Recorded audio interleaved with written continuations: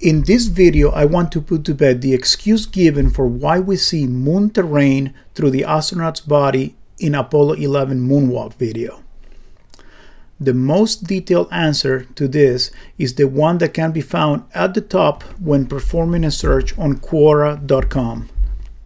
This is the answer by the user named Del De La Haye. All the other experts also agree and explain the effect with similar reasoning. Basically, the excuse is that the video system used for the transmission and conversion was prone to image ghosting or image lag.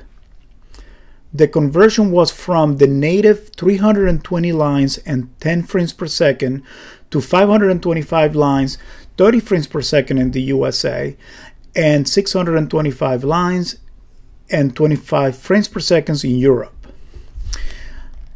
And as most of the responses in Quora.com argue, Vidicom tape cameras were susceptible to image stick and lag. A document from NASA referenced and linked in the response explains the procedure and the conversion method used. But what you will gather after reading in detail that document is that the images of bright objects that remain on camera for several seconds will remain on screen until rescan or until the charge on the CRT monitor dissipates. I will add a link to the document from NASA to the description below.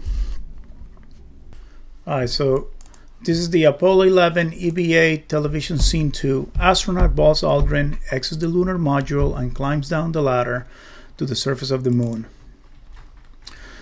So basically what the experts say on these answers that I found is that the reason why you see the background of the moon through the astronaut's body is because the image of that terrain is so bright and is being exposed for so long that it gets burned into the CRT screens. And for that image to go away, it needs to be rescanned for several seconds, or it needs to just dissipate by itself. So I want to show you why. I think this is just baloney.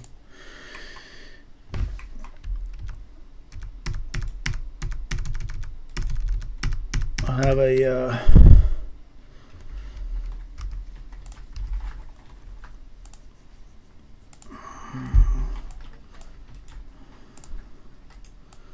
alright, so I have a watch here. I'm gonna put it on the other screen.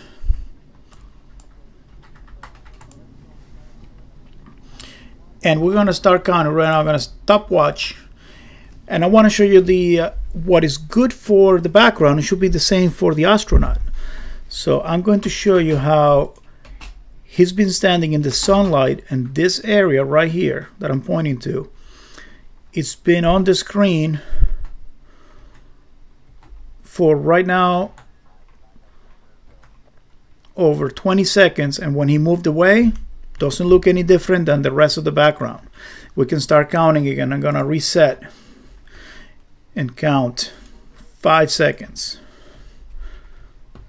7, 10. See this area? It's right in front of the background. It's bright or brighter than the moon background.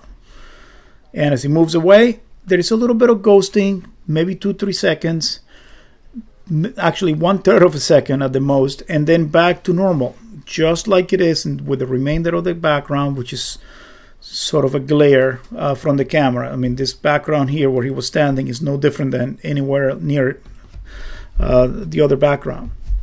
And again, the Buzz Aldrin, actually Neil, that's Neil, has been in this location here for 15 seconds. And I've done the math before. By the time he moves away, it's going to be 30 seconds.